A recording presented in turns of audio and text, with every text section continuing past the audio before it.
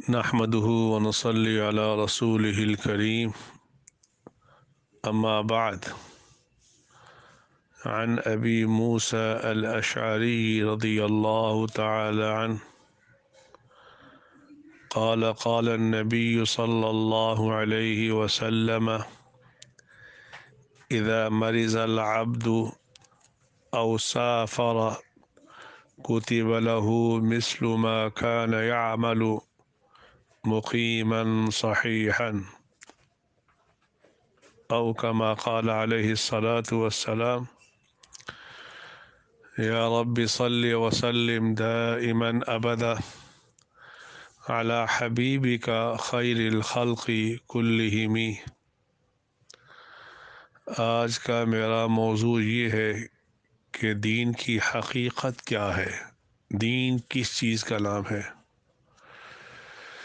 چنانچہ حضرت ابو موسیٰ اشعری رضی اللہ تعالی عنہ سے روایت ہے کہ اللہ کے نبی صلی اللہ علیہ وآلہ وسلم نے ارشاد فرمایا،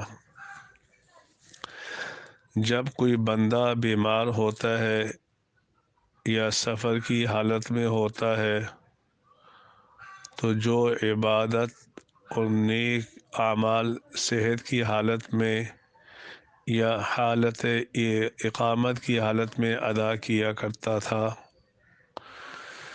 جب وہ بیمار یا سفر کی وجہ سے وہ اعمال نہ کر سکے تو اللہ رب العالمین اسے ان اعمال کا ضرور بضرور ثواب دیتے ہیں۔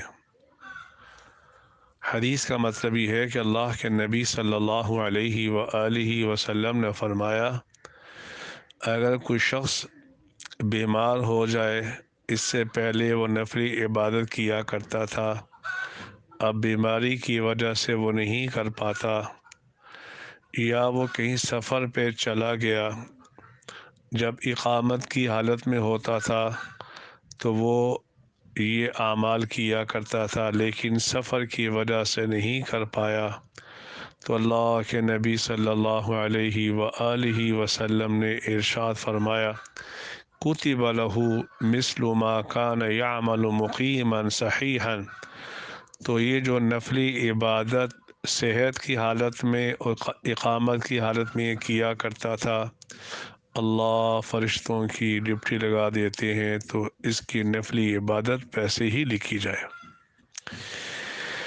یہ نفلی عبادت کی میں نے قید اس لیے لگائی کیونکہ جو نماز فرض ہے میرے دوستوں، بزرگوں، بھائیوں، یہ کسی حالت میں بھی معاف نہیں ہے، چاہے مرض میں ہو چاہے سفر میں ہو، نماز معاف نہیں ہے۔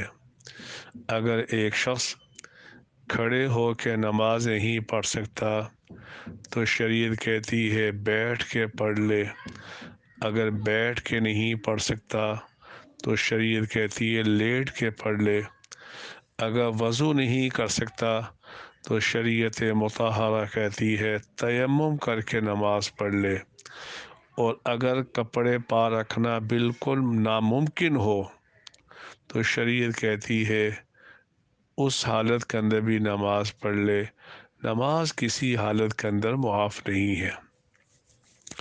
تو رسول اکرم صلی اللہ علیہ وآلہ وسلم نے اس حدیث کے اندر بہت بڑے غم کا علاج ارشاد فرما دیا۔ بعض لوگ سوچتے ہیں جب میں ٹھیک تھا تو میں اس صورت کے اندر تہجد پڑھا کرتا تھا، اے اللہ اب میں تہجد نہیں پڑھ سکتا، میرا کیا بنے گا؟ ٹینشن لینے کی ضرورت نہیں، اللہ آپ کو تہجد کا ویسے ہی ثواب دے گا۔ آپ سفر کی حالت میں تھے، آپ کا کوئی عزیز بیمار ہو گیا، آپ کو اس کی عیادت نہیں کر سکے تو آپ کو ٹینشن ہونے لگی، کاش کہ میں وہاں ہوتا، اس کی عیادت کرتا، فرشتوں کی دعائیں مجھے مل جاتی، تو ٹینشن لینے کی ضرورت نہیں، اللہ آپ کو پورا ثواب عطا فرمائیں گے۔ تو اس سے ایک چیز معلوم ہوئی، دین نام ہے، دین نام ہے اللہ کی مان کے چلنے کا، اپنی پسند کو چھوڑ دو، اپنی پسند کو چھوڑ دو، اللہ کی مان کے چلو۔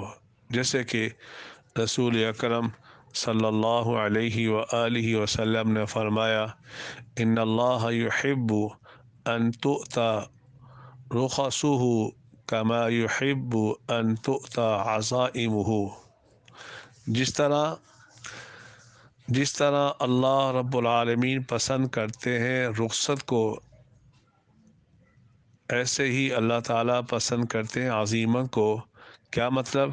کبھی کبھار عزیمت پہ عمل کرنا بہتر ہوتا ہے، کبھی کبھار رخصت پہ عمل کرنا بہتر ہوتا ہے۔ مثلا شریعت مطہرہ نے یہ کہہ رکھا ہے سفر کی حالت میں 4 فرضوں کی بجائے 2 فرض پڑھے۔ اب اس کے اندر عزیمت یہی ہے کہ 2 پڑھے 4 نہ پڑھے۔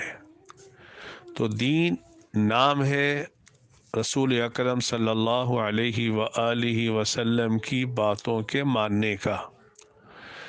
اسی لیے رسول اکرم صلی اللہ علیہ وسلم نے ایک حدیث میں ارشاد فرمایا ما خیر رسول اللہ صلی اللہ علیہ وسلم بین امرین قط الا اخذ ایسرہما۔ جب اللہ کے نبی صلی اللہ علیہ وآلہ وسلم کو 2 کاموں میں سے کسی ایک کام کے متعلق جب اختیار دیا جاتا تو اللہ کے نبی صلی اللہ علیہ وسلم جو اس میں آسانی والا کام ہوتا تھا اس کو ترجیح دیتے تھے، آسانی والا کام۔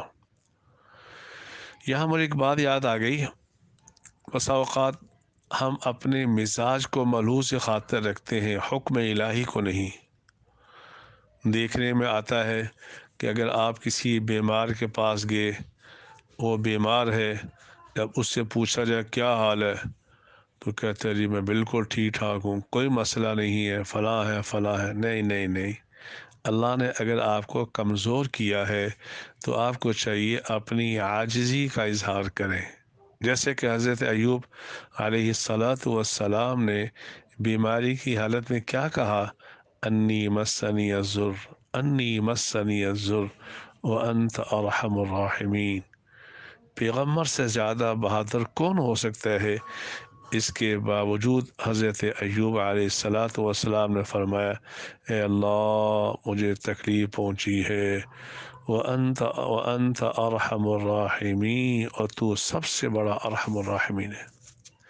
اس سے میرے دوستوں، بزرگوں، بھائیوں، اگر سفر کی حالت میں یا مرض کی حالت میں ہم سے نفلی عبادت میں کوتاہی ہو گئی تو ٹینشن نہ لینا، اللہ پورا اجر دے گا۔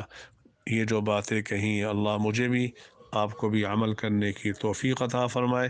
وآخر دعوانا ان الحمد للہ رب العالمین۔